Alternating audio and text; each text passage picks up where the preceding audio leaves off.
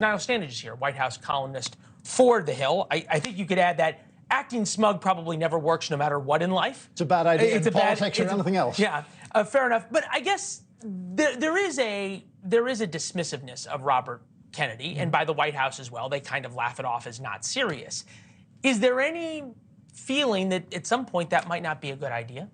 It is if he keeps rising in the polls. One of the things that makes him somewhat serious at the moment is his poll rating. He's doing better on the Democratic side than Republican candidates who we take really quite seriously on their side. Yeah, he has, what, 4 times the number Mike Pence does? Exactly, or Nikki Haley or Tim Scott or all these people. So, look, that is serious, but at the moment it is still at a position where President Biden and the White House can say, we don't really need to do that much about it. Well, and there's a trade-off for them, right? The second that they take him seriously, right, then it gives the media an excuse to take him seriously as well. We'll put up the RCP polling average. Biden 59.3, RFK Jr. 16.8. Some have had him as high as 20. Marianne Williamson 6.8. If you look at it the other way, right?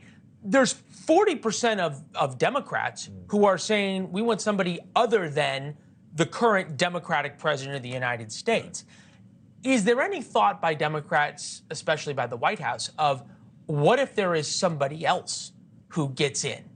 I think their big blessing is there isn't an obvious person to fit that role. If we were looking at this and there was someone equivalent to then Senator Obama as he was in 2007, President Biden would be in deep trouble. There isn't a figure like that. There's Vice President Harris, who's not going to challenge the incumbent president. There's Pete Buttigieg, who is not that magnetic a figure, really. There isn't the one person around which those discontented Democrats can focus. The one, and I'm just tossing it out here, would be Gavin Newsom, right? Who seems to at least be laying the groundwork to have the groundwork. He is. But I think that Newsom, don't you think he's more positioning himself, frankly, in case something happens to Biden? It seems right, to me more... He doesn't, no one can be seen. It would be unseemly. Unseemly to be sort of formally laying the groundwork and saying, are you with me, versus saying to donors, hey, if something happens, are you with me? Or, hey, if something happens, I'm available. Exactly. And I'm the person who you first think of if something happens. I'm putting myself in that frame. I think that's what Governor Newsom Well, and he's certainly doing it by trying to take on Ron DeSantis,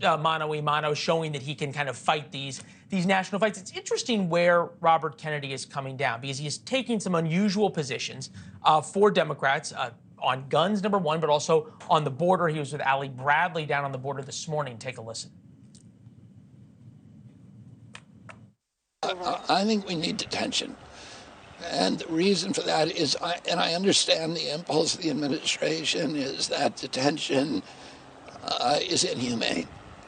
But what we're doing now is much more inhumane. It has become an invitation to other people to take this huge risk to try to get into this country because it's an open door. It's a signal that it's an open door.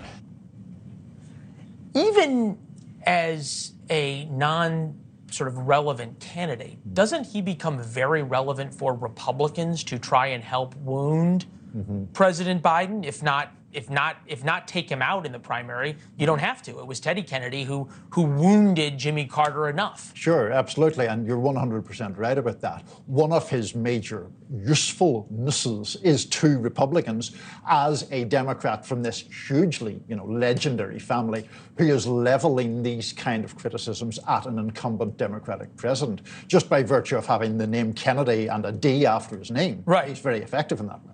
Yeah, no, and there's the look, and there's the romance of Camelot, and on and on and on. Niall, it's good to see you, sir. Pleasure. Thank you very much. Never smug, never unseemly, always gentlemanly, Niall Stanage.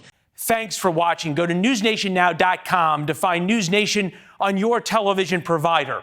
And don't forget to subscribe. Click the red button to get more of News Nation's fact-driven, unbiased coverage.